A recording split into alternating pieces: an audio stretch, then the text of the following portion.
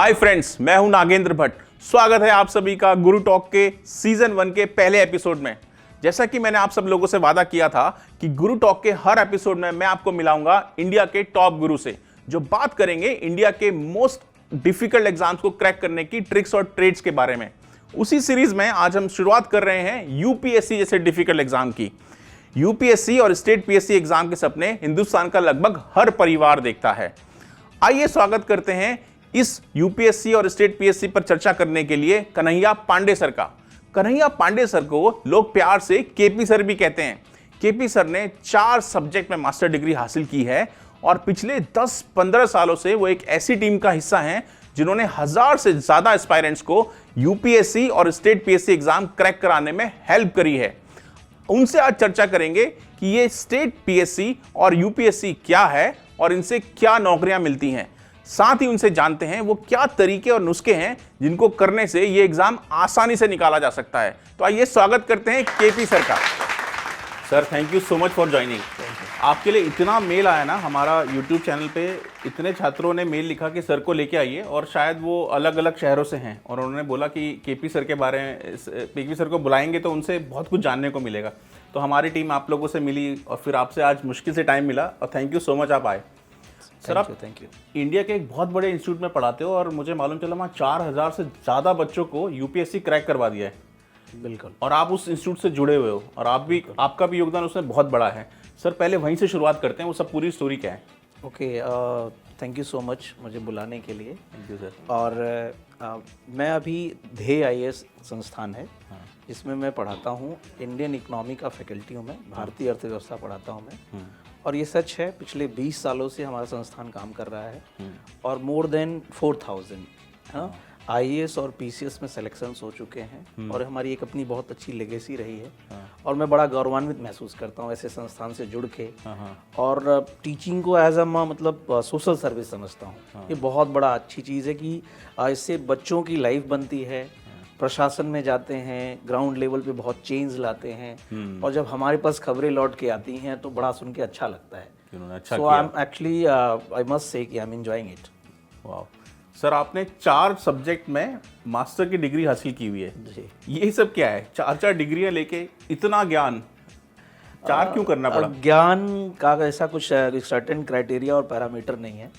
आप जितना भी जान लो, ये समझ लो कि समुद्र में बूंद के बराबर है। ये इतनी बड़ी चीज़ें हैं और ये डिग्रियां प्रोसेस है, पढ़ाते रहे, पढ़ते भी रहे। तो ये अध्ययन और अध्यापन का जो प्रोसेस है ना, वो चलता रहता है। तो उसमें जो भी मास्टर्स किए, जर्नलिज्म मास कम्युनिकेशन किया, इकोनॉमिक्स में करा क्योंकि वो पढ़ा ही रहे थे, हिंदी लिटरेचर में मेरी रुचि है तो उसमें कर लिया, इतिहास की रुचि थी तो एंशिएंट हिस्ट्री से कर लिया। अरे वाह। तो ये प्रोसेस चल रहा है और अभी भी स्टिल मैं मानता हूँ कि सबसे अच्छा शिक्षक वही है जो सबसे अच्छा स्टूडेंट है। सही में। तो अगर आप स्टूडेंट हैं तो पहली बात, स्टूडेंट को समझ भी पाएंगे। दूसरी बात, क्योंकि देखिए जिसकी किसी के माइंडसेट को समझना है ना, तो उस जोन में आपको जाना ही पड़ेगा। बिल्कुल बिल्कुल। तो एक अच्छा शिक्षक वही है जो बहुत अच्छा स्टूडेंट है। सही बात है। तो स्टूडेंट होने की प्रोसेस में लगातार अभी भी कुछ ना कुछ सीखता रहता हूँ। आपसे मिला हूँ, बहुत कुछ सीख के जाऊँगा अभी। अरे यार, क्या बात है। सर, आप यूपीएससी की तैयारी करा रहे हो, हिंदुस्तान का नहीं लगता पूरे वर्ल्ड का ही सबसे टफेस्ट एग्जाम है ना? कह सकते हैं। और अभी भी किसी के परिवार में कोई बच्चा होशियार होता है ना, उसको बोलते हैं कि यूपीएससी की तैयारी करा दो उसको। राइट। और आप उन बच्चों को पढ़ाते हो। तो एक आईएएस है, एक पीसीएस है, तो एक हमारा ये शो अलग अलग गांव तक, दूर दूर तक लोग देख रहे हैं। आप वहीं से उठाते हैं कि आईएएस और पीसीएस क्या जॉब है और उससे क्या बनते हैं? ठीक है, बड़ा अच्छा सवाल है, क्योंकि उत्तर भारत में या यूँ कहूँ पूरे भारत में एक क्रेज़ है इस नौकरी को लेकर के। और ये नौकरी ही नहीं है, समाज के मतलब लोअर तबके पे, ग्राउंड लेवल पे जाके बहुत बड़ा चेंज लाया जा सकता है। तो देखिए 2 तरह की नौकरियां होती हैं। एक होता है यूपीएससी जिसको कराती है, यानी संघ लोक सेवा आयोग, जिसे पॉपुलरली आईएएस कहा जाता है। हालांकि उसमें 23 जॉब्स हैं। जैसे जिसकी रैंकिंग होती है, जो उसका कैटेगराइजेशन होता है, उसके हिसाब से वो पोस्ट मिलती है। दूसरी जो नौकरियां होती हैं राज्य स्तर की, जैसे हम पूरा भारत ना राज्यों से मिलके बना हुआ है। तो एक केंद्र है और दूसरा राज्य है। हाँ। और प्रशासन ग्राउंड लेवल पे सबको मिलके करना है। हाँ। केंद्र और राज्य मिलके करते हैं। तो राज्य सरकार की जो राज्य लोक सेवा आयोग होता है वो ग्रुप ए ग्रुप बी की नौकरियां भर्ती करता है, जिन्हें पीसीएस कहते हैं। ओके। ठीक है, उसमें बहुत से पोस्ट आते हैं। और ऐसे ही केंद्र का लोक सेवा आयोग है, यूपीएससी है, वो केंद्र से नियुक्तियां करता है, जिसमें आईएएस बनते हैं, आईएफएस बनते हैं, आईआरएस बनते हैं, आईआरटीएस बनते हैं। अच्छा। अब सवाल ये है कि व्यवहारिक रूप से मैं समझाऊं कि कौन कौन सी पोस्ट मिलती है। हाँ। तो अगर संघ लोक सेवा आयोग के एग्जाम को आप क्रैक करेंगे तो आपने देखा होगा जिले पे जब जाते हैं तो डीएम साहब होते हैं, हाँ। एडीएम साहब होते हैं, सीडीओ साहब होते हैं। तो ये लोग क्या होता है, क्लास 1 जॉब होती है जो संघ को क्रैक करके होते हैं। ठीक उसी के पैरेलल उनके नीचे उनको सपोर्ट करने के लिए आपने देखा होगा एसडीएम साहब होते हैं, डिप्टी एसपीज होते हैं, जबकि पुलिस विभाग का जिले का सबसे बड़ा अधिकारी जो यूपीएससी से होता है वो एसपी होता है। तो ये कैटेगराइजेशन है। अच्छा। सब मिलके लोकल लेवल पे पब्लिक को बेटर गवर्नेंस कैसे दे सकते हैं, एडमिनिस्ट्रेशन कैसे देते हैं। तो बहुत से बच्चे दोनों ट्राई करते हैं, लेकिन पहला प्रेफरेंस बच्चे यूपीएससी रखते हैं क्योंकि क्लास 1 जॉब होती है। लेकिन उसके पैरेलल बहुत से बच्चे दोनों की तैयारी करते हैं, यानी स्टेट लेवल की भी तैयारी करते हैं और सेंट्रल लेवल की तैयारी करते हैं। तो यूपीएससी और पीसीएस में जो सिलेबस का है वो कितना फर्क आता है? बहुत डिफरेंट है, अलग अलग? नहीं, मोर और लेस सिलेबस एक जैसा होता है। थोड़ा एग्जाम पूछने के एग्जाम के लेवल में थोड़ा डिफरेंस होता है। अच्छा। ठीक है, अगर मैं आपको प्रक्रिया समझाऊं यूपीएससी होने का या फिर स्टेट में भी, तो प्रोसेस की बात करें तो 3 चरण होते हैं। There are 3 stages. ओके। पहला होता है प्रीलिम्स, हाँ। फिर दूसरा होता है मेंस और तीसरा होता है इंटरव्यू।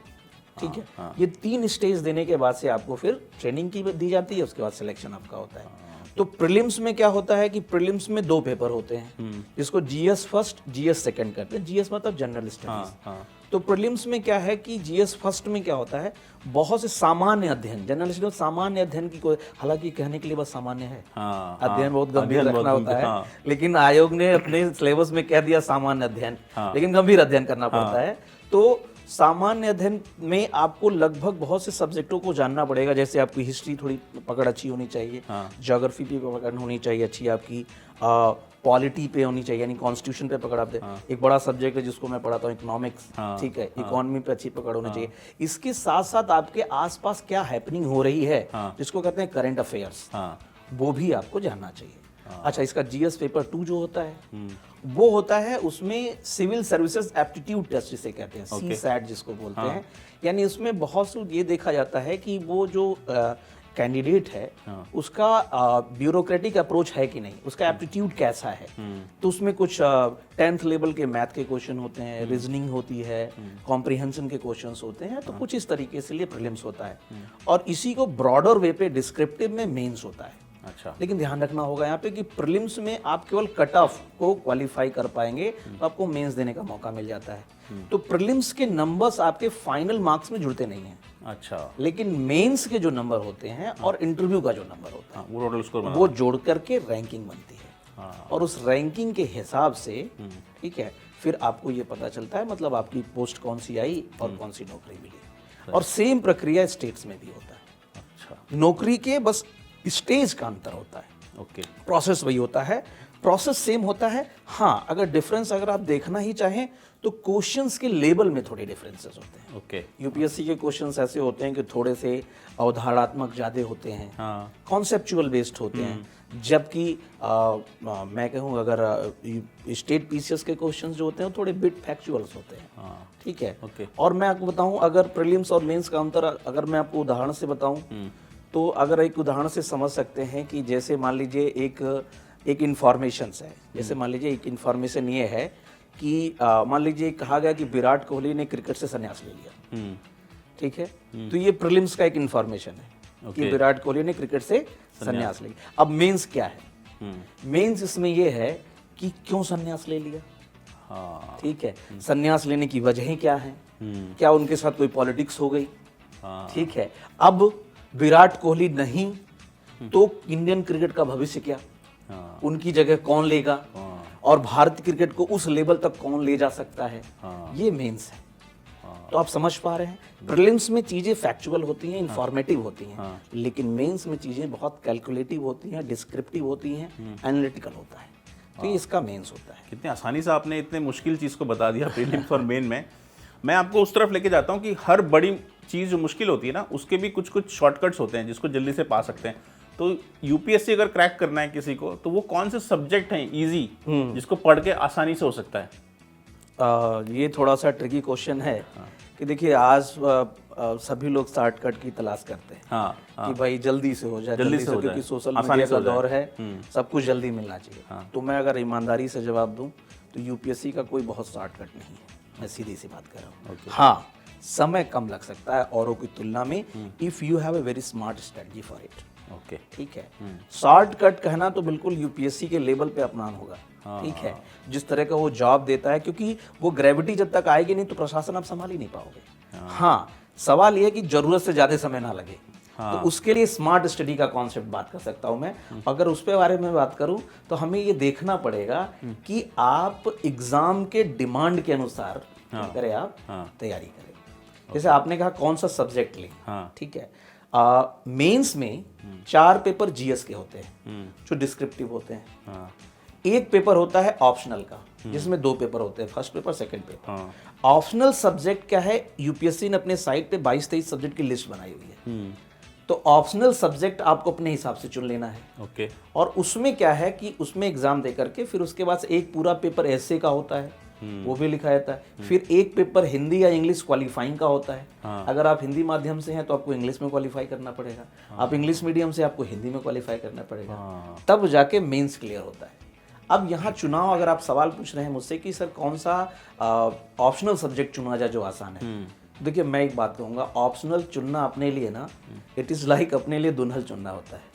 ठीक है, क्योंकि भाई आप या फिर जो गर्ल्स हो अपने लिए पति चुन रहे हो, क्योंकि आप केवल कोई चुन लिया इसलिए चुने किसी चीज़ को, ठीक है, ये ठीक नहीं होता है। ओके। पहली चीज़, आप उस सब्जेक्ट को चुनिए ताकि उसके साथ आप जस्टिफाई कर पाएँ, वो सच में उसको पढ़ने में आपको मजा आता हो।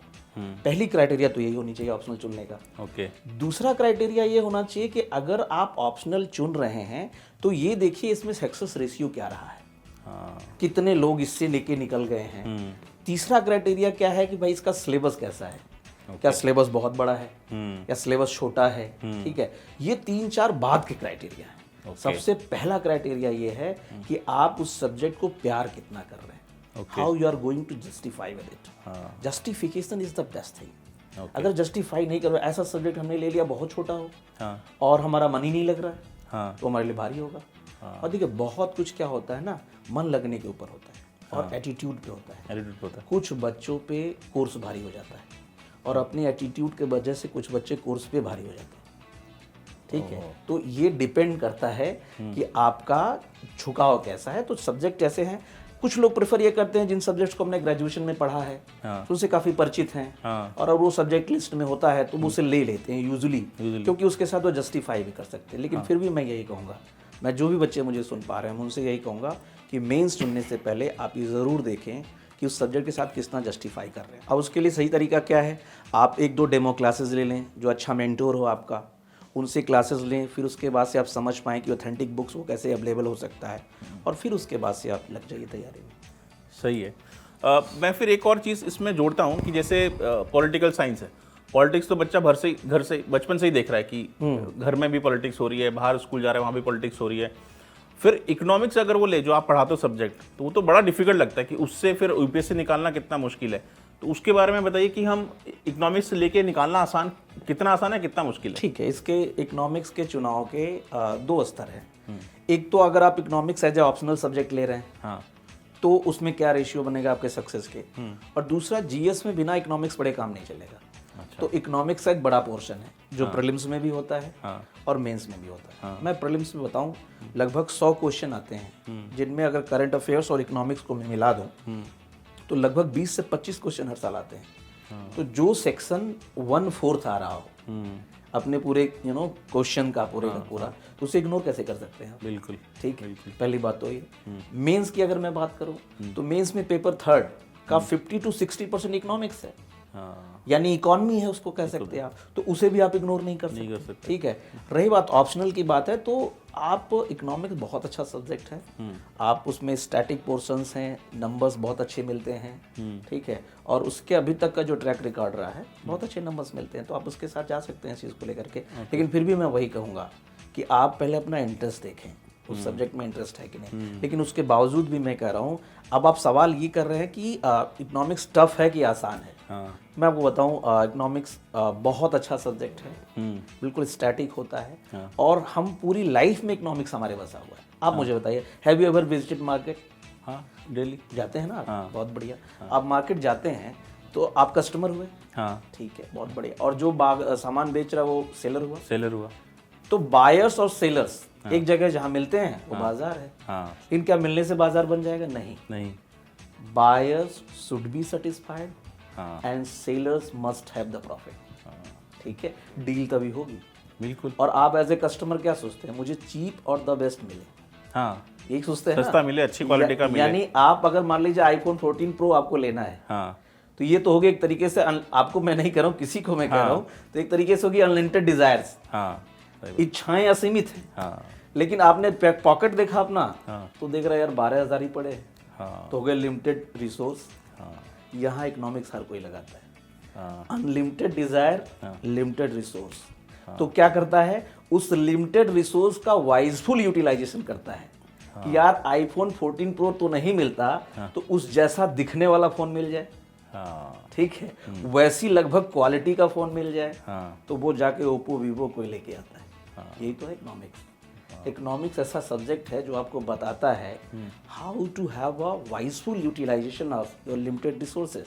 अपने सीमित संसाधनों का कैसे आप बुद्धिमत्तापूर्ण प्रयोग करेंगे कि अपने असीमित इच्छाओं में से अधिकतम को पूरा कर सकें। तो हमारे जीवन में इकोनॉमिक्स है, सब जगह हम लगाते हैं इकोनॉमिक्स। अब जहाँ जाते हैं वहाँ से होते हैं ना, कम लगाना पड़े, ज़्यादा फायदा हो। बिल्कुल। और आप देखिए पूरे देश में प्रोडक्शन हो रहा है, उत्पादन हो रहा है हर चीज़ का। उत्पादन इसलिए हो रहा है क्योंकि उसकी मांग है, ठीक है, मांग है, कोई मांग रहा है तभी तो कोई उत्पादित कर रहा है, बिल्कुल, ठीक है ना। और जब उत्पादन हो रहा है तो मांग के कारण हो रहा है, और मांग कब होती है? जब हमें जरूरत महसूस होती है, व्हेन यू नीड इट। जैसे आपकी मान लीजिए आपकी थोड़ी सी वीक साइट हुई, आई साइट वीक हुई, तो आपको जरूरत महसूस हुई चश्मे की, आपने डिमांड की, और आपकी इसी डिमांड का कोई फायदा उठाएगा, वो चश्मा बनाएगा और प्रॉफिट कमाएगा। तो पूरे देश में इकोनॉमिक्स की जीडीपी ऐसे ही है भाई। देखिए, आपका खर्च किसी का इनकम है, बिल्कुल, और उसका खर्च किसी दूसरे की इनकम है, यही तो इकोनॉमी। आप यहाँ से मान लीजिए आपके स्टूडियो से उतर के मैं जाऊंगा, ओला करूंगा या ऑटो लूंगा, तो मेरा खर्च हुआ, उसको इनकम हुआ। मान लीजिए मैं अपनी गाड़ी से ही जाऊंगा, तो भी मैं उसमें तेल भराऊंगा, तो पेट्रोल पंप वाले का इनकम हुआ, मेरा खर्च हुआ। तो पूरी अर्थव्यवस्था ऐसे ही चल रही है, ठीक। और कर आप कल IAS PCS भी बनते हो तो वहाँ भी अर्थव्यवस्था का ही काम है, क्योंकि गवर्नमेंट बड़ा अच्छा सवाल आपका ये रहा कि शायद आप ये कहना चाहते हैं कि यूपीएससी में इकोनॉमिक्स पढ़ाई क्यों जाती है, या होने के बाद कैसे काम आती है? कैसे काम आएगी, ये भी बात सही है। तो ये बात सही है। तो देखिए, ऐसा है कि मैंने जैसे कहा कि अभी 2-3 उदाहरणों से मैंने बताया कि जब इकोनॉमिक्स घर में घुसी हुई है, हमारे जीवन में घुसी है, तो प्रशासन में क्यों नहीं होगी, ठीक है ना। और पूरी की पूरी इकोनॉमिक्स सिलेबस में आपको बताऊँ, सरकार है, सरकार बनी है, तो सरकार जो तंत्र बना हुआ है, तो सबसे हाशिए पे जो बैठा हुआ है, हाशिए पे, यानी जो सबसे गांव का है, दलित है, शोषित है, बुधई है, रामदीन है, ठीक है, राम खिलावन है, ठीक है ना। तो ऐसे लोग भी तो सरकार की तरफ नजर उठा के देख रहे हैं। सरकार पब्लिक वेलफेयर करेगी, और एक अधिकारी होता कौन है? He is a representative of the government. तो अगर उसे बुधई की आर्थिक समस्या पढ़ाई दौरान नहीं पता है, तो बुधई तक योजना का लाभ वो कैसे पहुंचाएगा? तो ये पहुंचाने के लिए आपको जानना होगा, और यही सिलेबस है इकोनॉमिक्स। अगर सिलेबस की बात करूं, पब्लिक वेलफेयर, आर्थिक समृद्धि, समावेशी विकास, ठीक है, यही इसके सिलेबस हैं। तो आपको जब पहले से पता, अब एक बात ये, भारत की अर्थव्यवस्था में गरीबी एक समस्या है कि नहीं? बिल्कुल है ना। बेरोजगारी बिल्कुल है, ये समस्याएं हैं, यही समस्याएं इकोनॉमिक्स में पढ़ाई जाती हैं। और एक ब्यूरोक्रेट जब इन्हें समझेगा, तभी तो गरीबी को दूर करने वाली योजनाओं को धरातल पर उतारे। बिल्कुल। जब एक ब्यूरोक्रेट ये पहले पढ़ लेगा खाद्य सुरक्षा क्या होता है, फूड सिक्योरिटी क्या है, यानी भोजन क्यों देना जरूरी है किसी गरीब को, तो जब ये पढ़ेगा तभी तो समझेगा कि यार मुझे पीडीएस ले जाना है वहाँ तक, किसको मिला कि नहीं मिला। जब ये ब्यूरोक्रेट पढ़ लेगा कि भाई किसान को उसके फसल की अच्छी कीमत मिलनी चाहिए, तो तभी तो ये एमएसपी पढ़ेगा, तभी तो उसे एमएसपी दिलाएगा, मिनिमम सपोर्ट प्राइस दिलाएगा। कई ऐसे उदाहरण हैं जिससे मैं बता सकता हूँ कि एक ब्यूरोक्रेट को क्यों पढ़ना चाहिए इकोनॉमिक्स और क्यों पढ़ाया जाता है। उसके पीछे बहुत लॉजिक है। जो सिलेबस यूपीएससी ने तैयार किया है बहुत लॉजिकल तैयार है। और आप देख लो, ब्यूरोक्रेट्स का काम ही यही होता है, ग्राउंड लेवल पे सरकार की योजनाओं को धरातल पर लेके जाना। तो इसलिए ये इकोनॉमिक्स सब्जेक्ट ऐसा है। और मुझे लगता है कि अगर अब मेरा अपना पर्सनल मानना ये है, देखिए दुनिया में टफ वही है जो आपको नहीं पता है। हाँ, तो पता चल के तो फिर क्या ही टफ रहा ठीक है ना। तो अगर बताने वाला सही है तो समझने में समस्या नहीं होती। मैं तो बच्चों से यही कहता हूँ, अगर मैं पढ़ा रहा हूँ आपको नहीं समझ में आ रहा तो मेरी गलती है, आपकी नहीं। ठीक है, तो इसलिए क्या है कि अभी बहुत जो सबसे बड़ी पूरे भारत में एक समस्या है बेहतर शिक्षक की। एक ऐसा शिक्षक जो विजडम लेके आए, एक विजन क्रिएट करे। और मुझे जैसे मैंने अभी शुरू में कहा कि बेहतर शिक्षक वही है जो अच्छा छात्र है, स्टूडेंट। तो ये चीज़ है। बहुत बहुत अच्छा आंसर आपने दिया। अभी एक पॉइंट ये है कि इकोनॉमिक्स तो पढ़ना ज़रूरी है, लेकिन कुछ लोग ना आजकल तैयारी बहुत जल्दी शुरू करते हैं और ग्रेजुएशन में सोचते हैं कि पैरेलल अगर हम टॉपिक ले लें, मतलब एक टॉपिक लें जिससे ग्रेजुएशन भी कर लें और साथ में यूपीएससी की तैयारी भी कर लें। अब उसमें एडवांटेज किसको है, जो साइंस साइड पढ़ के आ रहा है या जो इंजीनियरिंग कर रहा है या जिसने कॉमर्स लेके रखा है या जिसने आर्ट्स लिया हुआ है? तो इन तीनों में एडवांटेज किसको होता है इकोनॉमिक्स एज सब्जेक्ट? अच्छा, ठीक है।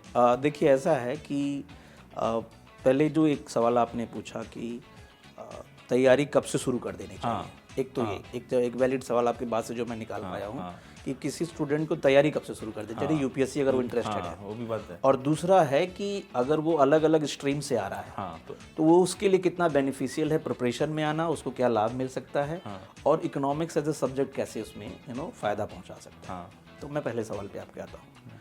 देखिए ऐसा है कि यूपीएससी की तैयारी मुझे लगता है कि इसमें जो क्राइटेरिया है, पहले तो एज 21 आपकी होनी चाहिए और ग्रेजुएशन कंप्लीट होना चाहिए। लेकिन ग्रेजुएशन के बाद जब अगर आप सोचते हो ना तो 1.5 से 2 साल आपको एवरेज में लग ही जाता है।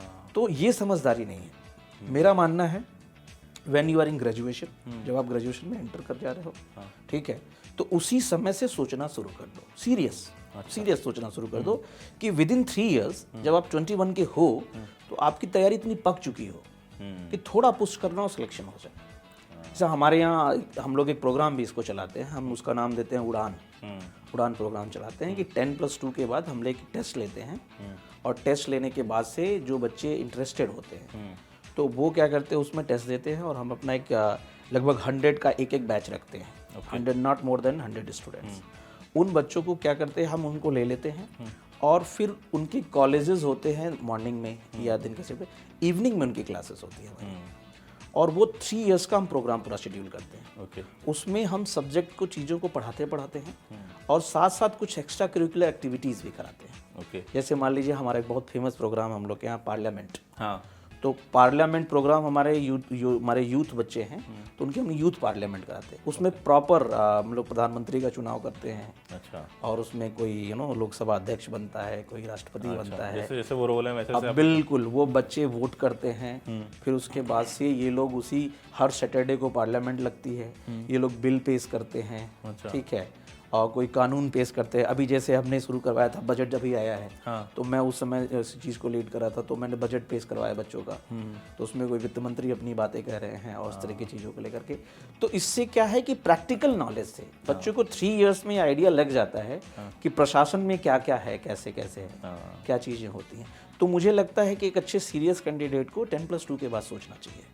अब रही बात क्या है कि स्ट्रीम की, कि आर्ट से ले रहे हैं या फिर साइंस से ले या कॉमर्स से लेके, किसको एडवांटेज है? देखिए कॉमर्स वाले को तो देखिए ऐसा है ना, केवल एक सब्जेक्ट इकोनॉमिक्स को एज ए ऑप्शनल जो कॉमर्स लिया हुआ है या फिर इकोनॉमिक्स सब्जेक्ट लिया हुआ है, एमए किया हो या फिर ग्रेजुएशन में ही है वो, तो उसका तो बेनिफिट उसे मिलता ही है क्योंकि बेसिक्स उससे क्लियर होते हैं। ठीक है, लेकिन क्या है कि ये एग्ज़ाम ऐसा है कि इसमें आपको और भी चीज़ों को बहुत पढ़ना पड़ता है। तो केवल एक चीज़ को आप मास्टरी करके तो नहीं कर सकते। इसको ऐसे कह सकते हैं ना कि master of none jack of all, ठीक है ना। तो ये एक होता है कि, और मैं आपको बताऊं तो यूपीएससी प्रिपरेशन की सबसे खास बात क्या होती है, इसमें आप बहुत अच्छा प्रिपेयर करेंगे तो होते ही हैं, और थोड़े चांसेस होते हैं कि हार्ड लक होता नहीं भी होते। लेकिन मैं इतना दावा करता हूँ कि अगर ढंग से कोई 1 साल यूपीएससी की तैयारी कर ले, ठीक है, तो उसके बाद जो वो करेगा अच्छा करेगा। इतना ज्ञान हो जाता है। हाँ, आपके व्यक्तित्व को वो प्यूरिफाई कर देता है। मैंने कहा ना कि master of none but jack of all. वो हर मुद्दे पे अपनी बात रख सकता है और वो तार्किक सोचना शुरू कर देता है, ठीक है। तो ये फ़ायदा होता है। तो मैं यही कह रहा हूँ कि जो स्ट्रीम जो भी हो, जैसे इस चीज़ को लेकर के, तो आपको इकोनॉमिक्स एक बहुत प्लस पॉइंट है जो आपको समझना है, और अच्छे शिक्षक हों और बताने वाला अच्छा हो तो काम आसान हो जाता है। आप काफ़ी परतें खोलते जा रहे हैं, ये बड़ा अच्छा लग रहा है, ये सेशन बहुत मज़ेदार हो रहा है। अब मैं जैसे आपने पार्लियामेंट और बजट की बात की, तो अगर यूपीएससी की तैयारी करनी है तो हर कोई ये सजेस्ट करता है कि बजट को तो आपको रट लेना है, लेकिन वो बजट जब आता है अखबारों में तो 6-7 पन्नों का आता है। तो वो क्या तरीका है कि अपनी यूपीएससी की तैयारी के लिए बजट से अच्छी चीज़ें निकालें, किस चीज़ को पकड़ लें, किस चीज़ को छोड़ें? चलिए, ये बड़ा अच्छा सवाल पूछा आपने। और मुझे लगता है इससे जो अभी तैयारी कर रहे हैं स्टूडेंट जो मुझे देखेंगे उन्हें फ़ायदा होगा। पहली बात तो क्या है कि बजट का कॉन्सेप्ट ऐसा होता है, बजट के साथ एक बड़ी अच्छी कहावत है कि ये ज़िंदगी में आता तो है लेकिन समझ में नहीं आता। ना, समझ में नहीं आता है, बिल्कुल बिल्कुल ऐसा ही है वो, बिल्कुल ऐसा और ही ये बहुत बड़े बड़े लोग भी यही बात कहते हैं, ठीक है। हाँ। अच्छा, यूपीएससी के स्टूडेंट के साथ समस्या ये है कि उन्हें समझना भी है और दूसरे को समझा के लिखना भी है, बताना भी है। तो उनका अप्रोच क्या हो, मैं उस पर बात करता हूँ। देखिए, बजट एक्चुअली एक कॉन्सेप्ट है, डेमोक्रेसी है। डेमोक्रेसी जनता का शासन है, तो जनता ने बनाया है। तो जब जनता ने बनाए तो सिस्टम बना, उस सिस्टम को चलाने के लिए पैसा भी लगेगा। तो सरकार ने कहा भाई हमें पैसा दो तभी तो सिस्टम चलेगा। लॉ एंड ऑर्डर मेंटेन करना, आपको सेना चाहिए, सब कुछ चाहिए, इंफ्रास्ट्रक्चर तो पैसा लगेगा इसके लिए।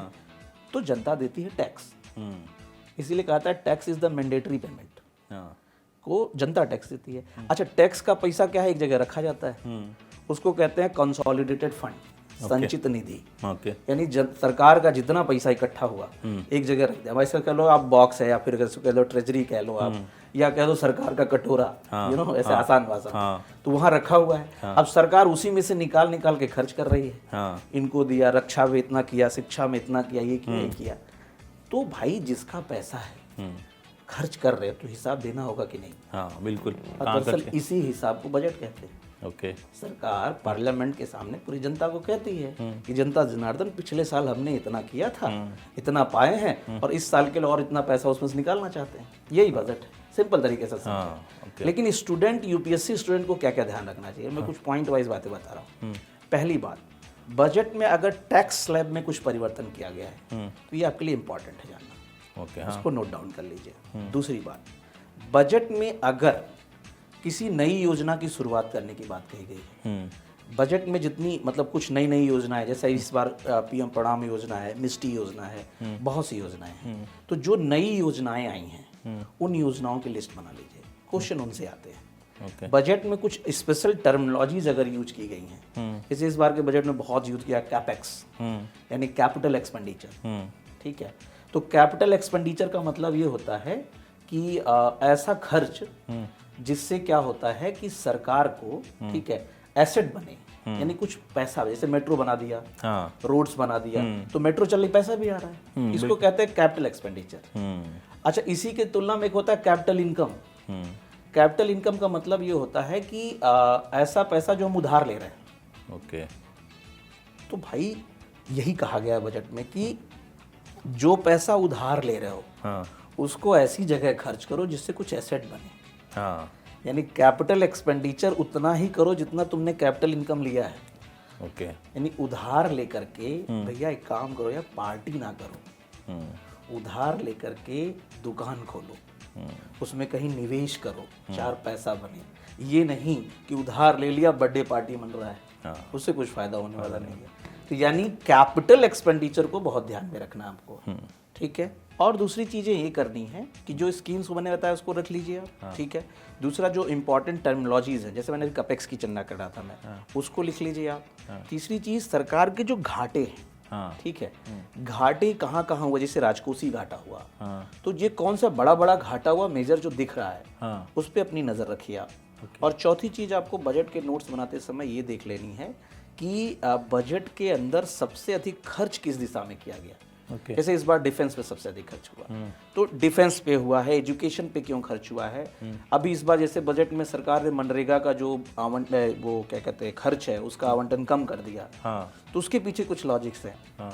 यूपीएससी क्वेश्चंस ये पूछता है कि सरकार ने कोई मेजर इवेंट अगर उठाया है या कोई मेजर स्टेप लिया है, हाँ। उसके पीछे लॉजिक क्या है, लॉजिक क्या है, और ये इकोनॉमी में या अर्थव्यवस्था में इम्पैक्ट क्या डालेगा। तो ये माइंडसेट रख के ना आपको लिखना है, नोट्स बनाना है। सर एक सवाल और आता है कि इंग्लिश मीडियम वाले ज़्यादा निकालते हैं, अभी हिंदी मीडियम वाले जो बच्चे हैं वो तैयारी कर रहे हैं, जो हिंदी बेल्ट है इतना बड़ा, यूपी, बिहार, मध्य प्रदेश, राजस्थान तक, तो उनका वैसे तो देखा है कि रैंक 3 भी निकले थे जिन्होंने हिंदी में किया, तो अब वो इकोसिस्टम तैयार हो गया कि आप हिंदी में भी पेपर दो तो निकाल सकते हो। हाँ, 2-3 चीज़ें हैं मैं इसमें बता रहा हूँ। इस सच्चाई से देखिए इनकार नहीं किया जा सकता है कि अभी डोमिनेंस है इंग्लिश मीडियम का। हाँ। लेकिन अब ये धीरे धीरे दरक रहा है, टूट रहा है। उसका रीजन क्या है?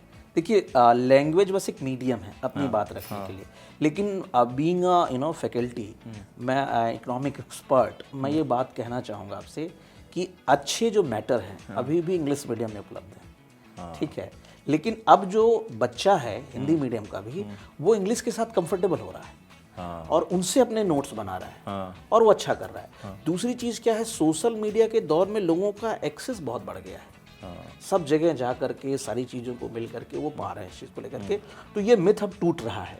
और मैं आपको बताऊं, अगर बढ़िया से मेहनत करने वाला बच्चा है, मीडियम कोई भी हो, रास्ता उसका कोई रोक नहीं सकता है। ठीक है, वो कहते हैं ना कि अगर आपकी जिद है तो आप उसे निकाल के ही रहोगे। तो वो चीज़ें होती हैं। माध्यम तो एक बस भाषा तो एक माध्यम है अपनी बात कहने का। मैं एक बहुत अच्छा उदाहरण आपको बताता हूँ। एक कैंडिडेट हैं, मनोज शर्मा नाम है उनका, अभी वो मुंबई में आईजी के पोस्ट पे हैं, कमिश्नर हैं पुलिस में, और हिंदी मीडियम से, तो उनका लास्ट अटेम्प्ट था। और वो गए थे देने, इंटरव्यू चल रहा था, और कोई साउथ इंडियन बोर्ड था जो बैठे हुए थे, और उन्होंने कहा अगर आप एक शब्द या एक वाक्य अंग्रेजी में नहीं बोल सकते तो आप प्रशासन कैसे करोगे, प्रशासन कैसे चलाओगे।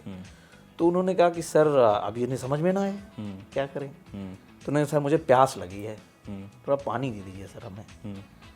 तो उन्होंने अपने पास रखा ग्लास, शीशे के ग्लास में पानी था, उसे पास ऑन कर दिया, पी लो। बोले सर मैं पानी स्टील के गिलास में पीता हूँ, शीशे के गिलास में पानी नहीं पीता हूँ। बोले क्या मूर्ख हो, पानी पानी होता है, चाहे स्टील के गिलास में चाहे शीशे के गिलास में। बोला सर ये तो समझा रहा हूँ, प्रशासन मुझे करना है ना, प्रशासनिक एबिलिटी मेरे अंदर है कि नहीं, मैं हिंदी में करूं या फिर मैं क्या अंग्रेजी भाषा में करूं, इससे क्या ही फर्क पड़ता है, मेरी प्रशासनिक क्षमता आप चुनिए। तो ये जो बड़ा पॉपुलर उदाहरण है ये, अच्छा ये तो ये है ना, तो ये क्या है, ये बताना है कि भाई भाषा तो एक माध्यम है। और एक बात मुझे बताइए, भारत के ग्राउंड लेवल पे जाके आपको तो उस ग्राउंड भाषा में काम करनी है। अंग्रेजी कितना समझने वाले भारत में लोग हैं, सही बात है। तमिलनाडु में आपकी पोस्टिंग हुई तो तमिल में आपको बात करनी है, यूपी बिहार में पोस्टिंग हुई अंग्रेजी में बात करने, कनेक्ट ही नहीं करेगा कोई, कनेक्ट ही नहीं करेगा। वहाँ तो हम और मैं में ही फर्क है। यूपीएससी की जो सबसे खास और प्रचलित भाषा वो तो हिंदी होनी चाहिए, क्योंकि प्रशासन आपको उसी भाषा में करनी है, उसी भाषा में करना है। लेकिन अब ये थोड़ा दुर्भाग्य इस बात को हो गई है। ठीक है, तो ऐसा भी नहीं, लेकिन भारत में जो इंग्लिश मीडियम भी है, ध्यान दीजिएगा, वो लिखता अंग्रेजी में समझता हिंदी में है। ठीक है, जो क्लासेस भी हम इंग्लिश मीडियम की भी क्लासेस लेते हैं हम लोग, तो बताते उन्हें हिंदी में ही है, डिक्टेट इंग्लिश में करते हैं, क्योंकि दरअसल हमारे अंदर तो है तो हिंदी ही। घर में हम क्या बात करते हैं, हिंदी बात करते हैं। तो हिंदी का डोमिनेंस अब फिर आ भी रहा है, और हिंदी की तासीर इतनी बड़ी है ना, उसे कोई खत्म भी नहीं कर सकता, खत्म भी नहीं कर सकता। अगर भारत में रहना है तो फिर करना होगा। और वो फिर अब इकोसिस्टम भी बन रहा है, मैं देख रहा हूँ कई किताबें अब हिंदी में भी छपने लगी हैं जो पहले सिर्फ इंग्लिश में आती थी। हाँ नहीं, बिल्कुल बिल्कुल, बहुत लोग अच्छा काम कर रहे हैं। ठीक है, हमारा संस्थान है हिंदी मीडियम के लिए बहुत अच्छा संस्थान है, बहुत अच्छा काम कर रहा है, हमारे नोट्स बहुत अच्छे आते हैं, और क्लासेस बहुत अच्छी चलती हैं, और बहुत अच्छे बच्चे रहे हैं जिन्होंने रैंक्स लगाई हैं हिंदी माध्यम से, तो अब बच्चे कर भी रहे हैं। तो ये बड़ा समय बदल रहा है, ये बड़ी पॉजिटिव चीज़ है। और जो हिंदी माध्यम से तैयारी भी कर रहे हो, मैं उनसे कहना चाहूँगा निराश नहीं होना है, पूरा का पूरा आसमान आपका है और पूरी की पूरी पॉसिबिलिटीज़ आपके साथ है। बस एक काम करना है, आपको डटे रहना है, वैल्यू एडिशन करते रहना है, मैटर को कहीं से लेकर के आप कर रहे हो और उसे काम करते रहना है। बहुत बढ़िया सर, आप इकोनॉमिक्स के हो और इकोनॉमिक की बात करी, हमने सरकार की बात की, तो जो करंट इकोनॉमिक पॉलिसी है और उससे इंडिया में क्या इफेक्ट आप देख रहे हो, और उससे फिर यूपीएससी एस्पायरेंट को क्या क्या फ़र्क आ रहा है? ठीक है, देखिए इकोनॉमिक पॉलिसीज़ जो भी है गवर्नमेंट की है, गवर्नमेंट का हमेशा इंटेंशन एक ही रहता है। हाँ, वो ये रहता है कि अमीर के जेब से पैसा निकाल के गरीब के मुंह में डालना।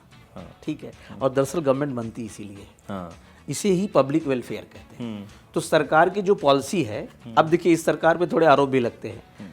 हुआ ये 1991 के बाद, वैश्वीकरण के बाद हमारे जो सरकार का जो झुकाव है, जैसे भारत में अगर मैं एक टर्म यूज करूँ, मिश्रित अर्थव्यवस्था है, मिक्स्ड इकोनॉमी। मिक्स्ड इकोनॉमी का आसान भाषा में समझाऊं, थोड़ा सरकारी थोड़ा प्राइवेट। हाँ, ठीक है, तो भारत में दोनों है। हाँ, दोनों हैं। ठीक है, तो ये मिक्स्ड इकोनॉमी का, लेकिन भारत का वर्तमान अर्थव्यवस्था प्राइवेट की तरफ ज़्यादा झुक रहा है। हाँ, यानी इसको कह सकते हैं कैपिटलिस्ट की तरफ अधिक झुक रहा है, पूंजीवाद की ओर अधिक झुक रहा है।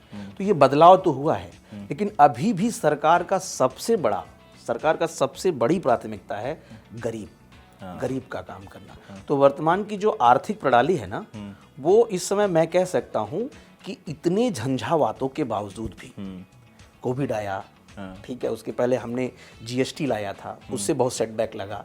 उसके पहले हमने डिमोनेटाइजेशन लाया, नोटबंदी लाया, उससे सेटबैक लगा। बावजूद उसके भी भारत की अर्थव्यवस्था भी 6% का ग्रोथ रेट अपनाई है। ये पूरे विश्व के लिए आश्चर्य का विषय है। हाँ, तो बहुत अच्छा हम कर रहे हैं, चिंता की बात नहीं है। अब हमारे पड़ोसी देख लीजिए, श्रीलंका की हालत खराब है, पाकिस्तान ऑलमोस्ट दिवालिया हो चुका है, आज कल परसों में घोषणा कर दे कि हम कब खत्म हो चुके हैं। तो ऐसे में भारत टिका हुआ है। ठीक है, तो ये बहुत अच्छा चल रहा है, और इसके साथ सरकार एक सामंजस्य बना रही है। सरकार गरीबों की भी देख रही है, मतलब यूएनडीपी, यूएनओ जैसी संस्थाओं ने भारत के जो खाद्यान्न प्रोग्राम है, 2 से 2.5 साल तक फ्री अनाज देना, 80 करोड़ लोगों को लगभग, बहुत बड़ा पॉपुलेशन, बहुत बड़ी बात है ये चीज़ें। एक तो वहाँ हम कर रहे हैं, दूसरे साथ भारत में जो नौकरियाँ कर रहे हैं लोग, जो या बिजनेस कर रहे हैं लोग, उनके लिए मौके बहुत हैं। मैं आपको बताऊँ, स्टार्टअप इंडिया स्कीम आया, ठीक है, और उसका असर ये पड़ा 2014 में आया। उसका ये असर पड़ा कि अभी भारत में मोर देन 100 यूनिकॉर्न्स हो गए हैं। और यूनिकॉर्न्स ऐसे स्टार्टअप्स होते हैं जिनका टर्नओवर $1 बिलियन होता है। तो ये माहौल देने वाली बात है। सरकार ने कॉर्पोरेट टैक्स कम किया, तो जो बिजनेसमैन हैं उनको और बिजनेस करने के मौके मिले। इकलौता भारत ऐसा देश है जहाँ पे डेटा सबसे सस्ता है। आप फॉरेन में भी रहे हैं, जान रहे हैं, चीज़ों को देख रहे हैं, ठीक है, तो आप खुद तुलना कर सकते हैं इन चीज़ों को, कि डेटा बहुत सस्ता है। ठीक है, तो ये इकोनॉमिक पॉलिसी, मैं अगर एज ए इकोनॉमिक एक्सपर्ट कहूँ कि we are in a good condition. मैं इसलिए गुड कह रहा हूँ क्योंकि बाहर बड़ी हलचल है। ठीक है, कोविड के कारण सप्लाई चेन टूटा हुआ है। इसके कारण क्या है, उसके बावजूद भी हम इतने बड़ी अर्थव्यवस्था में इतने बड़े देश के लोगों का पेट भर रहे हैं, काम चल रहा है, और एक हम डोमिनेटिंग इकोनॉमी की तरफ पूरे वर्ल्ड में छाए हुए हैं। मैं आपको बताऊं, रशिया यूक्रेन वॉर हुआ, यूक्रेन के प्राइम मिनिस्टर ने सबसे पहले हमारे प्राइम मिनिस्टर को फोन किया, यूक्रेन के प्रेसिडेंट ने, कि ये बोल देंगे तो शायद रुक जाए। तो ये पहली बार हुआ। भारत की ताकत है, सोचिए। और आप भी बताइए, उसी रशिया यूक्रेन युद्ध के एक दिन पहले इमरान खान चले गए थे पाकिस्तान, वहाँ रशिया चले गए थे, बाद में उनकी क्या हालत हुई देख लीजिए। तो पूरे यूरोप ने चिट्ठी लिखा पाकिस्तान को कि तुम्हें यूक्रेन के साथ खड़े होना चाहिए, रशिया के साथ कैसे चले गए? किसी की हिम्मत नहीं भारत को कह पाए। और भारत पूरा एकदम क्या कहते हैं, बड़े अच्छे तरीके से, मजबूत तरीके से कहाँ इंडिपेंडेंट खड़ा हुआ है, और मतलब प्रो रशिया है वो एक तरीके से। तो जो पॉलिसी चल रही है, आई विड से प्रॉब्लम है, चुनौतियां हैं, नो डाउट, गरीबी है, भुखमरी है, इतने बड़े देश में ये होना ही होना है। बावजूद उसके भी हम we are in a good shape, I must say, and I am very optimistic kind of person. आशावादी हूँ मैं, ये और आगे बढ़ेगा ही। आप सही कह रहे हो। मतलब हम पढ़ते रहते हैं कई इकोनॉमिक टाइम्स अखबारों में कि बहुत सारे इन्वेस्टर्स बहुत बुलिश है इंडिया को लेके कि काफ़ी कुछ हो रहा है। तो मैं सर से बात करूंगा आगे उन रिसोर्सेज के बारे में जिसको पढ़ के आप फटाक से यूपीएससी का एग्ज़ाम क्रैक कर सकते हो, और मैं वो पूछूंगा वो छुपी हुई रेसिपी और वो फिलॉसफी जिसको वो पढ़ाते हैं अपनी क्लासेस में, जिससे यूपीएससी निकालना बड़ा आसान होता है। पर सर मुझे उन दोनों बातों को जानने से पहले ना ये जानना कि आप आजकल पढ़ाई के अलावा क्या कर रहे हो? कोई नया ऐप लॉन्च कर रहे हो, कोई किताब लिख रहे हो, कोई नया कोचिंग इंस्टीट्यूट, क्या क्या नया कर रहे हो? नहीं, एक्चुअली अभी मैं जिस संस्थान में हूँ वहाँ मैं फुली तरह ऑक्युपाइड हूँ ओके और अध्ययन अध्यापन 2 ही काम है अपना। कुछ अपने पर्सनल हॉबीज है उनको लेकर के काम करता हूँ। ओके थोड़ा कुछ लिख लिया, कुछ आर्टिकल लिख लिया और फिर उसके बाद से एक बुक पे भी काम चल रहा है। अच्छा तो उस पर चीज़ें आ जाएंगी थोड़े टाइम पे। और बच्चों के बीच रहता हूँ। हाँ ठीक है। हाँ पूरे वीक में क्लासेस रहती हैं और फिर मैं क्या करता हूँ, मैं एक डायरी लिखा है मैंने, उसमें नोट डाउन कर लेता हूँ कि संडे को किस किस बच्चे से बात करनी है। अच्छा फिर उनको कॉल बैक भी करता हूँ।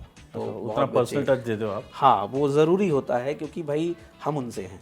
हाँ ठीक है, ये जो एहसास है ना हमेशा बहुत अच्छा एहसास होता है कि हम बच्चों से हैं हाँ और हमारे थोड़े से उनसे बात कर लेने सुन लेने से अगर किसी की लाइफ में थोड़ा परिवर्तन आ जाए तो ये अब मैं तो इस अपने काम की सबसे अच्छी खूबसूरती पता क्या है, आजकल दुनिया सबको सुनाने में लगी है हाँ और हमें लोग सुनने आते हैं हाँ और मजे की बात पैसे दे के सुनते हैं।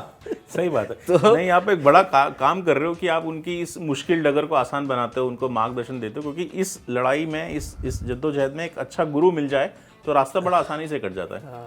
सही कह रहे हैं सर। मुझे एक चीज़ और पूछनी थी कि सब लोग बोलते हैं ऐसा ऐसा करो तो यूपीएससी निकल जाएगा, राइट? तो यूपीएससी बोर्ड ने भी ये बोला एनसीईआरटी पढ़ लो तो हो जाएगा, लेकिन एनसीईआरटी से पढ़ के तो होता नहीं। बट मुझे उल्टा चीज़ जानना है कि क्या गलतियां कर रहे हैं स्टूडेंट यूपीएससी एग्जाम में, कि तैयारी करते हैं, सब कुछ ठीक कर रहे हैं, ऐसी क्या गलती करते हैं कि होता नहीं सिलेक्शन, वो गलती जो नहीं करनी है? ठीक है, मैं देखिए सर एक बात बताता हूँ आपसे। यूपीएससी क्वेश्चन मोर और लेस पूछता है नेशनल पब्लिकेशन से, राष्ट्रीय पब्लिकेशन, जैसे एनसीईआरटी सरकार की पब्लिकेशन, उससे मैक्सिमम क्वेश्चन आते हैं। बच्चों को ये लगता है, मैं बच्चों से कई बार कहता हूँ कि आप एनसीईआरटी पढ़ते नहीं, निपटाते हो। ठीक है, एनसीईआरटी मैं कुछ क्राइटेरिया बता दे रहा हूँ यूपीएससी के बच्चों के लिए और उनको आप वो अपनाएं। फिर मैं गलतियाँ भी बताऊंगा जहाँ वो करते हैं, जहाँ नहीं जानी चाहिए आपको। पहली चीज़ तो ये है कि आपको प्रीवियस ईयर क्वेश्चंस इन्हें ज़रूर देखना चाहिए। प्रीवियस ईयर क्वेश्चंस वो जीपीएस है जो आपको आपके लक्ष्य तक पहुंचाएगा। बच्चे बहुत इग्नोर करते हैं इनको कि ये पूछेगा ही नहीं, अब तो पूछ चुका है, दोबारा रिपीट नहीं करेंगे, हमारे किस काम का है। नहीं बच्चों, उनको जितना आप प्रीवियस ईयर के क्वेश्चंस लगाओगे आपको ये पता चलेगा कि यूपीएससी का नेचर क्या है क्वेश्चन पूछने का। आप पेरिफेरी से सेंटर की ओर जाओगे, मेन केंद्र की तरफ। प्रीवियस ईयर क्वेश्चन लगाने का दूसरा बड़ा फायदा ये होता है कि आपको ये पता चलेगा कि हमारे सेगमेंट में वो खास पॉइंट कौन से हैं जहाँ से हमेशा क्वेश्चंस आते हैं, वो एरियाज। तो आपकी तैयारी फोकस्ड हो जाएगी। चौथी चीज़ क्या है कि प्रीवियस ईयर क्वेश्चन से आपको ये पता चलेगा कि कैसे कॉन्सेप्ट्स, कैसे आइडियोलॉजी को मिक्सअप करता है यूपीएससी। अब आप आइए एनसीईआरटी पे। एनसीईआरटी कम से कम 10 टाइम्स पढ़ा होना चाहिए आपको। एनसीईआरटी पे पकड़ इतनी होनी चाहिए आपकी कि आपको पता होना चाहिए अगले पैराग्राफ में क्या आने वाला है। तीसरी चीज़ क्या है, एनसीईआरटी देखने के बाद से कम 15,000 प्रीवियस ईयर के क्वेश्चंस आप लगा के जाओ। उसके बाद कम से कम 1000 मेंस के क्वेश्चंस आप प्रैक्टिस करके जाओ। ये क्राइटेरिया है तो आप सीरियस कैंडिडेट हो। ठीक है, और क्या नहीं करना चाहिए, lots of collection of books ना करो भाई। ठीक है, 2-3 अच्छे बुक्स रखो, ऑथेंटिक किताब रखो, उनको कई बार पढ़ो। और सभी टॉपर से ही करते हैं, लिमिटेड रिसोर्स रखो, बार बार पढ़ो। मेरा अगला सवाल यही था कि वो रिसोर्सेज के ऊपर बात करो कि ये इस युग में, जबकि चैट जीपीटी, गूगल में हर गुरु से ये पूछता हूँ, तो उसमें क्या करना चाहिए? इन्फॉर्मेशन बहुत फास्ट और बहुत ईजिली मिल रहा है, तो कितनी किताबें रखें और कितने टीचर्स के पास घूमते रहें कि सिलेक्शन हो जाए? देखिए अभी तो इंटरनेट पे इंफॉर्मेशन पॉल्यूशन है। ठीक है ना। सिंपल सी बात यह है कि आप यूपीएससी के लिए जो मैं बताऊं, एनसीईआरटी सब्जेक्ट की जो चीज ऑथेंटिक एनसीईआरटीज है वो एनसीईआरटीज लो। दूसरा दो, हर सब्जेक्ट के साथ ऑथेंटिक बुक। और अगर आपने ठीक है कहीं कोचिंग कर रखा हो तो नोट्स हो उसका, ना हो तो कोई दिक्कत नहीं। ठीक है, नोट्स एनसीईआरटी, ऑथेंटिक बुक और नोट्स, बस हर सब्जेक्ट के साथ इनको। और इनको मैंने कहा 10 टाइम्स बना लो। ठीक है, और एक और चीज़ है कि आप अगर तैयारी कर रहे हो तो मेरा ये मानना है जहाँ भी आप पढ़ते हो मेज पे एक जगह डॉक्यूमेंटेशन बना दो, नॉट ठीक है मुझे ये नहीं करना है। होता क्या है, लिखने से ठीक है आपके अंदर एक जिम्मेदारी का भाव आ जाता है। जैसे आपने देखा होगा किसी अधिकारी से बोलता है कि ये कर दो, तो सर लिख के दीजिए। ठीक है ना। सही बात है। वो लिखता नहीं है, तो लिखने का मतलब जिम्मेदारी का भाव। अगर अपने प्रति आपको रिस्पॉन्सिबल होना तो लिखिए कि मुझे ये नहीं करना है और मेज पे रखो। ठीक है, लिस्ट बनाओ डोंट्स की। हाँ। और दूसरी चीज़ क्या है, हर हफ्ते में अपनी एक समरी लिखो कि व्हाट आई हैव डन, मैंने क्या करा, ठीक है। क्योंकि जब लिखोगे ना, सेलेक्ट होने के बाद जब उन डायरी को पलटो, स्वांत सुखाए लिखो, खुद की खुशी के लिए लिखो। जब पलटोगे ना उन डायरीज को, तो तुम्हें समझ में आएगा यार यात्रा क्या थी मेरी। हाँ। हर यात्रा का डॉक्यूमेंटेशन होना चाहिए, तभी यात्रा के असली स्वाद का मजा आता है। हाँ, ये आपने बहुत अच्छा बोला जी। तो यात्रा का डॉक्यूमेंटेशन बहुत ज़रूरी है, एक सफल व्यक्ति के लिए बहुत अच्छी चीज़ है। और देखिएगा बड़े बड़े जितने लेखक हैं उनकी डायरीज होती हैं, तो ये चीज़ है। डोंट में बस इतना ही है, अब नॉर्मल लाइफ रखिए, आपको बस छोटे से लिमिटेड रखिए और उसको बार बार पढ़िए, और दूसरा कोई सोल्यूशन नहीं। हाँ, वो 10-15 किताबें रखने की जरूरत नहीं है, कोई आपके जरूरत नहीं अच्छी किताबें 4-5 वो किताबें आपकी मेज की शोभा बढ़ा सकती हैं। हाँ, वो कोई फर्क नहीं पड़ता, लाइब्रेरी बना रखी है लोगों को डराने के लिए, ऐसा नहीं चलता। सर, मैं कंक्लूजन की तरफ आ रहा हूँ। मेरा मन नहीं कर रहा है शो को बंद करने का, इतनी अच्छी बातें हम लोग कर रहे हैं। मुझे सर एक चीज़ बताइए कि आप जाते जाते ना एक वो ट्रिक दे जाइए, वो रेसिपी कि ये करने से तो हो ही जाएगा यूपीएससी में, या इतना तो करना ही करना पड़ेगा, वरना इसके बिना तो भूल जाइए कि नहीं होगा ही नहीं। मैं एक बहुत सिंपल रेसिपी है, वो ये है कि बी ऑनेस्ट विथ योरसेल्फ। पहली चीज़ तो खुद से ईमानदार बनिए। पढ़ रहे हैं तो आपको पता होना चाहिए, नहीं पढ़ रहे हैं तो आपको पता होना चाहिए। और दूसरी चीज़ क्या है कि आपके पास एक सवाल का बड़ा स्ट्रांग जवाब होना चाहिए, वाई यूपीएससी। हाँ, ये जो वाई है ना, वो क्लियर होना चाहिए कि आप क्यों तैयारी कर रहे हैं। क्या आपके मौसी के लड़के का हो गया इसलिए आप चले आए, ठीक है, क्या पापा का सपना है इसलिए हम चले आए, या मेरा कुछ का बात है। तो पहली चीज़ ये वाई बहुत क्लियर होना चाहिए आपको कि भाई मैं क्यों करना चाह रहा हूँ। और फिर ये वाई अगर क्लियर है तो हो ही जाएगा। अब आप अपने आप को झोंक दीजिए, मेहनत करिए। तो ये बहुत ज़्यादा एलोबोरेट ना करते हुए मैं यही कहूँगा, खुद से एक सवाल पूछो कि why UPSC, why me only. तो ये वाई का एक स्ट्रांग जवाब आपके पास होना चाहिए। और मैं आपको बताता हूँ, अगर ये वाई का स्ट्रांग जवाब है तो रास्ता खुद खोज लेंगे, ठीक है। क्योंकि जब ये ज़रूरत बन जाती है ना, तो आपको वैसे रास्ते मिलने शुरू हो जाते हैं और मंजिल मिल जाती है। और दूसरी चीज़ क्या है कि एग्ज़ाम थोड़ा सा ना पेशेंस का भी है। हाँ, आपको धैर्य रखना है। कहा गया है कि इन एग्ज़ाम्स में लगता उसी का है जो लगा रहता है। हाँ, ठीक है। तो आपने बहुत अच्छा पॉइंट बोला। मैं बस लास्ट सवाल पे आ रहा हूँ कि यूपीएससी बहुत विरले होते हैं जिनका पहली बार में निकल जाता है, तो कब तक हिम्मत रखनी है सर? ये एग्ज़ाम इतना ऊपर ले जाता है एनर्जी को और फिर धप से नीचे गिराता है, फिर लोग लगते हैं और कई साल तक लगे रहते हैं। कब तक? देखिए, अगर स्ट्रेटजी अच्छी हो तो 1 से 2 अटेम्प्ट बहुत बेटर है, ठीक है। नहीं भी हो रहा है तो मुझे लगता है कि यूपीएससी ने जो अटेम्प्ट दिया है जितना, प्रयास करना चाहिए। Very good. अब ये शो ख़त्म कर रहा हूँ, लेकिन आप लोगों को एक सरप्राइज़ है कि सर, जब हमारे पास मेल आ रही थी आपके लिए कि सर को शो में लेके आइए, वो भी इंडिया के टॉप गुरु में आते हैं, तो हमारी टीम ने बात की सब तरह, और हमारे लोगों ने आपके कमेंट देख के लोगों को अप्रोच किया। हम लोग यूपी तक अप्रोच किए, बिहार तक किए, भोपाल तक किए, राजस्थान तक लोग आपका फ़ैन फॉलोइंग है। ये सब करने के बाद हमको मालूम चला कि आप इंडिया के एक वेरीफाइड टॉप गुरु हो। तो जो भी इंडिया का वेरीफाइड टॉप गुरु होता है वो हमारे शो में आता है और फिर हम उन्हें ये सर्टिफिकेट देते हैं। Sir, thank you. तो you are a verified top guru. अगर आपके पास ऐसे गुरु हैं तो ये यूपीएससी की जो राह है ना, बहुत आसान हो जाती है। सर, इसके क्रेडेंशियल डिटेल पीछे हैं, हम लोग वो कैमरे में नहीं दिखाते इस सर्टिफिकेट की ऑथेंटिसिटी के लिए। Okay, thank you so much sir. तो ये हैं केपी सर, जिनसे आज हमने चर्चा की कि कैसे सही प्लानिंग और सही रिसोर्सेज के द्वारा हम यूपीएससी जैसे डिफिकल्ट एग्जाम को भी आसानी से क्रैक कर सकते हैं। आज के एपिसोड में इतना ही। अगले एपिसोड में हम आपसे मिलेंगे नए शहर के नए गुरु के साथ। तब तक आप ये चैनल सब्सक्राइब कर लें और बेल आइकन दबा के रखिएगा। साथ ही अगर आप किसी स्पेसिफिक गुरु से मिलना चाहते हैं तो उनके बारे में हमें ज़रूर लिखें। हमारा ईमेल आईडी है contact@gurutalks.tv।